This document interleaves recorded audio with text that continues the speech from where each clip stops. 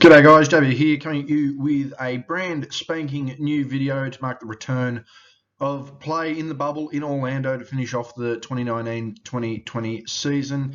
Now, with the NBA announcing that their end of season awards will only count up until March 11, so all 30 teams can be involved, thought I'd put together a video now marking who I'd have for each award winner. You'll have my MVP, my Defensive Player of the Year, my Rookie of the Year, my Sixth Man of the Year, my Most Improved Player, and Coach of the Year. And at the end, I'll give a run through of a couple of unlucky players and coaches, so to speak, players who I thought could have also won the awards. So without further ado, let's get into it. So my Coach of the Year, probably to the surprise of no one, is Nick Nurse of the Toronto Raptors. He led the Raptors to a 46-18 record, 71.9 winning percentage there.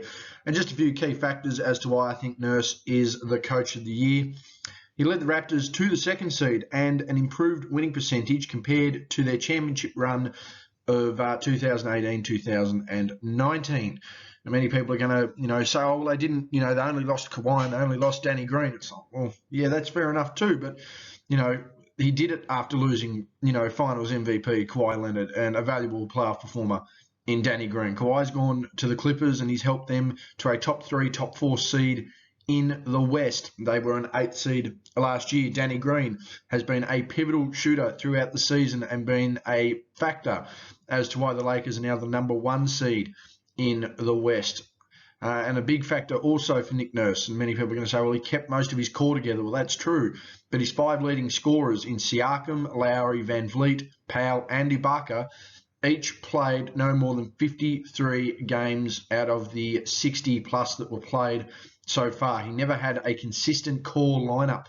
And a lot of those guys, I think only 2 of them played over 50 games. Most of those guys I mentioned there played under 50 games. So for Nurse to actually be running a system and running a team that's allowing them to still win, allowing them to still compete, and still sit second in the East behind, the Milwaukee Bucks, containing a player who you'll see later on in this video, is a tremendous effort, particularly when you lose finals MVP Kawhi Leonard and a valued playoff performer in Danny Green, both of whom have proven their stocks this season, playing with the Clippers and Lakers respectively.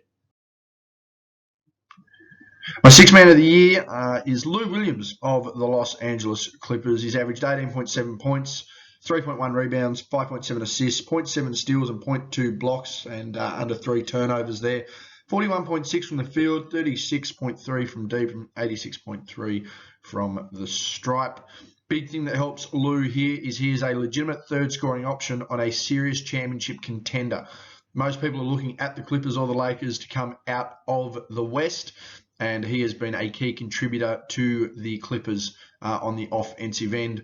And even though he is playing with a talented roster, he's been their most willing facilitator. He actually does lead the team in assists, 3 players over 5 assists a game there. Again, not massive numbers for players. However, they are able to distribute the ball and get some ball movement. And Lou's key to that. He comes off the bench. He provides scoring. He provides a spark. He's a legitimate leader of the second unit. They usually try and float Paul George or Kawhi Leonard, obviously, through there as well.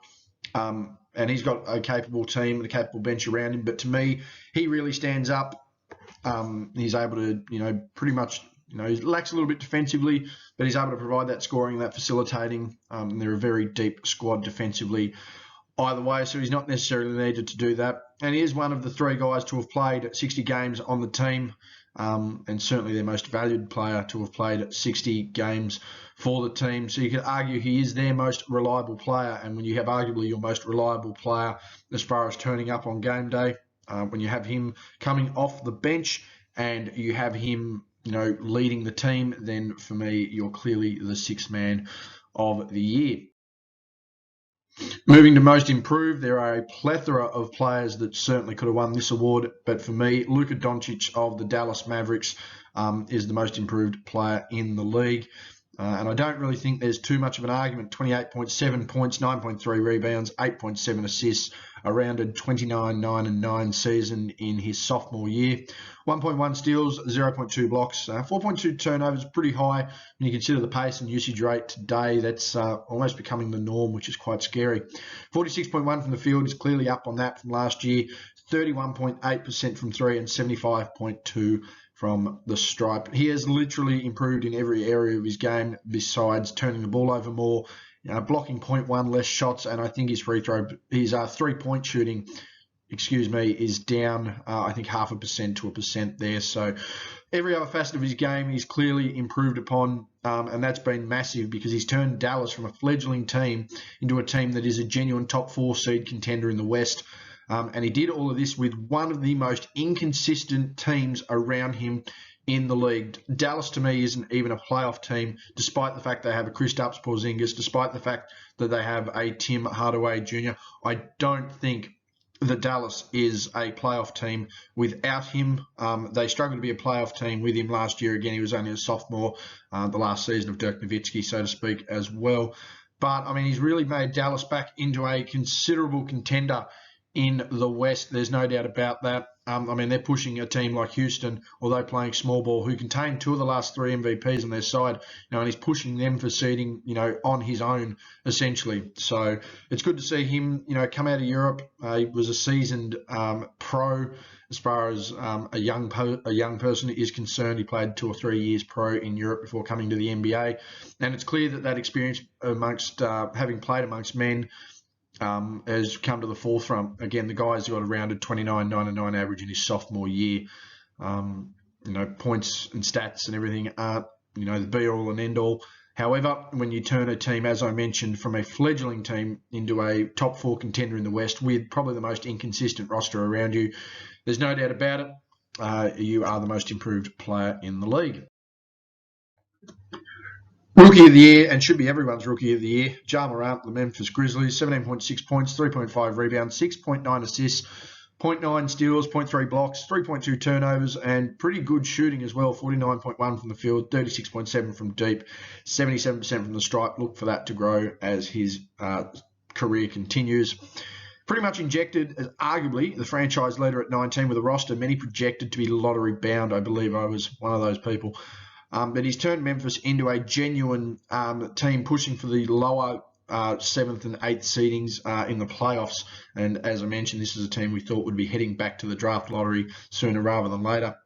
Again, he elevated his roster into playoff contention in the West with a record that would have them sitting in the playoffs in the East. I don't care what you are at the moment. I mean, Jaren Jackson Jr. around him, Jonas Valanciunas, key cogs there in Memphis as well.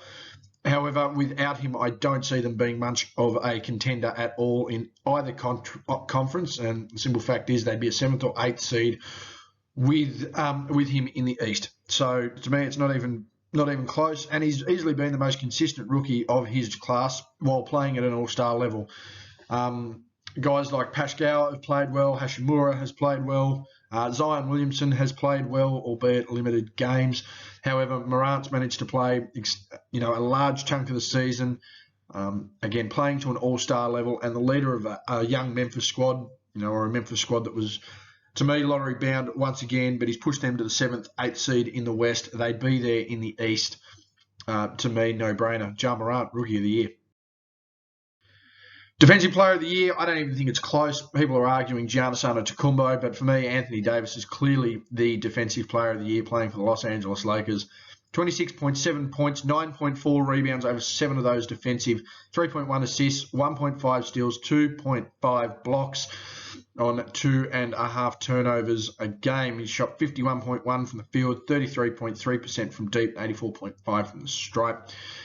The Lakers last year, as much as people don't like to talk about it, were pushing barely to be a playoff team. Many argue LeBron's injury, but even on the winning percentage they had with LeBron on the team, they were scraping the 9th seed, 10th seed at best. He's turned the Lakers from a borderline playoff team into the number 1 team in the West. And he's also been the anchor of one of the 3 best defensive teams in the league as its clear best defender by all measurable standards. Davis is guarding out to the 3 and the 2 occasionally. He's too tall to guard ones, He's guarding out to the 2 and the 3. He's got no problem guarding bigs. He can block shots. He can play the passing lanes. He's not bad on ball either.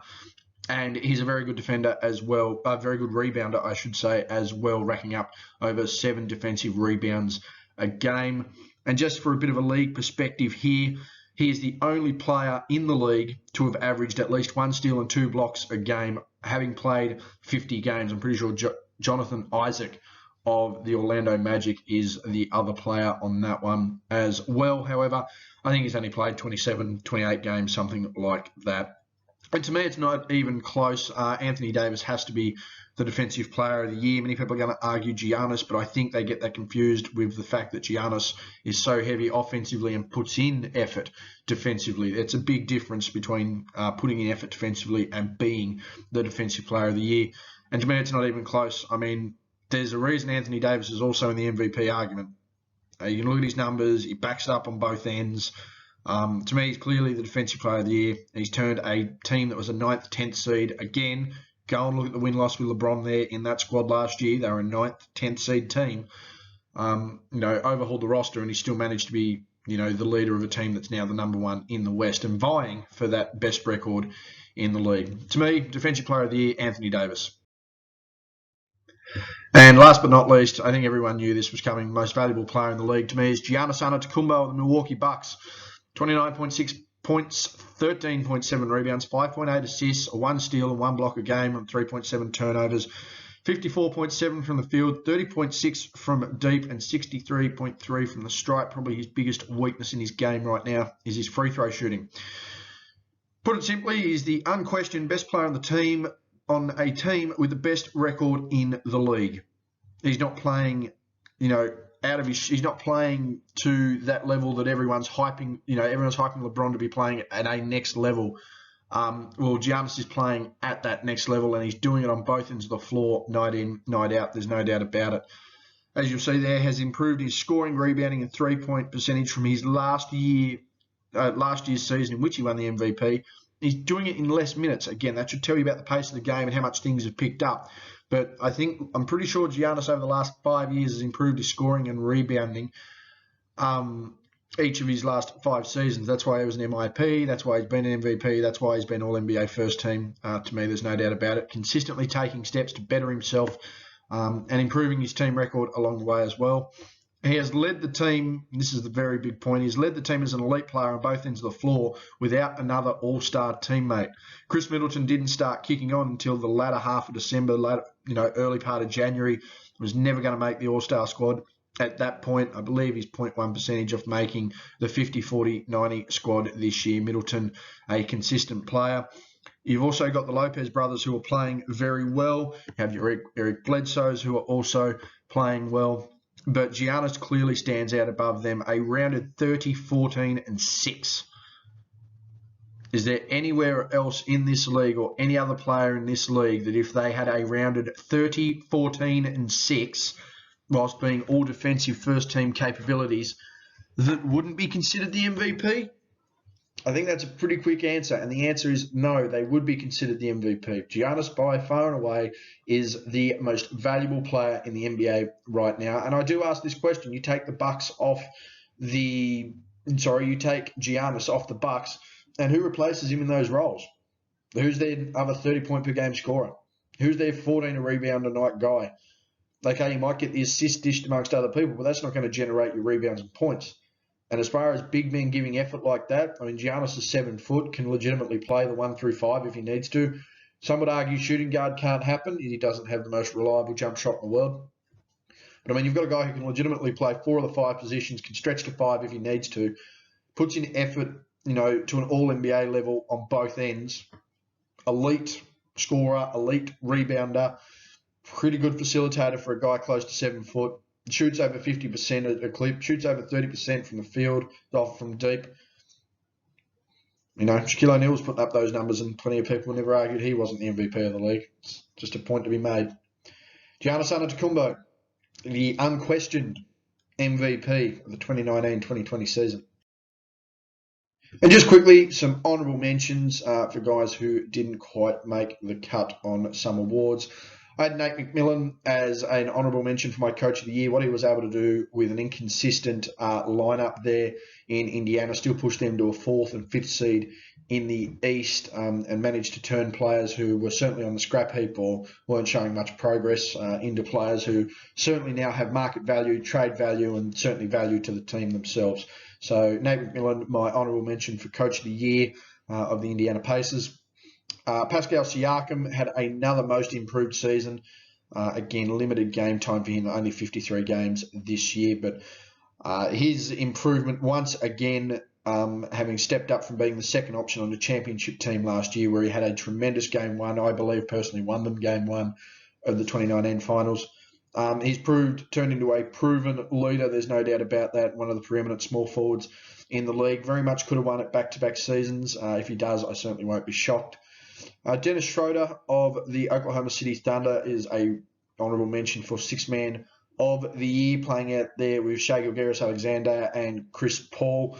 Not many people expected OKC to be doing too much, but Schroeder certainly lifted his level of play as well. Hasn't done too much since he left Atlanta, but it's been good to see him putting up the points and really helping out, providing a pretty good mix there in OKC, along with your senior leadership of Chris Paul, the young Gilgeous-Alexander, and Schroeder, sort of that middle ground there, sort of the transition period between both of them. He's been proven to be very effective and very, very valuable for an OKC team that is pushing playoffs, that's for sure.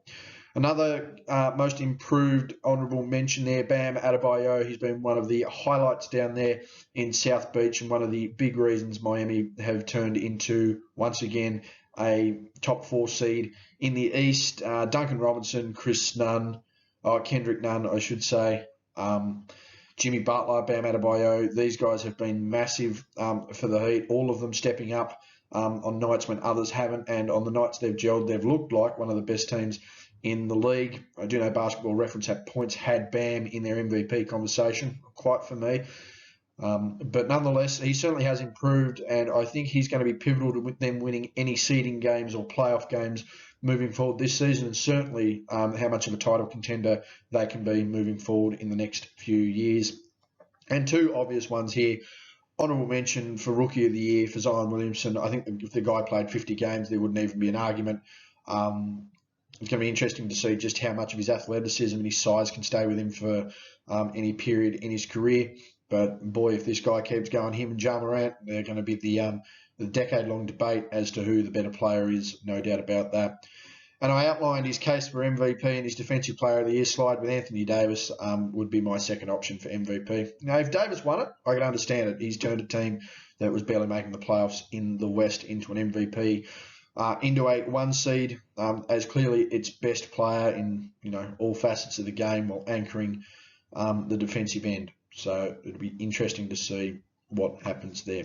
Anyway, guys, that's been my award winners for the 2019-2020 season. Hit me up on Twitter, Justin_G_Bryan. You can follow me on my Facebook page, JB's NBA, and again, subscribe to the YouTube channel for some more updates with the return of action to the bubble in Orlando. That's been me, guys. I'm out.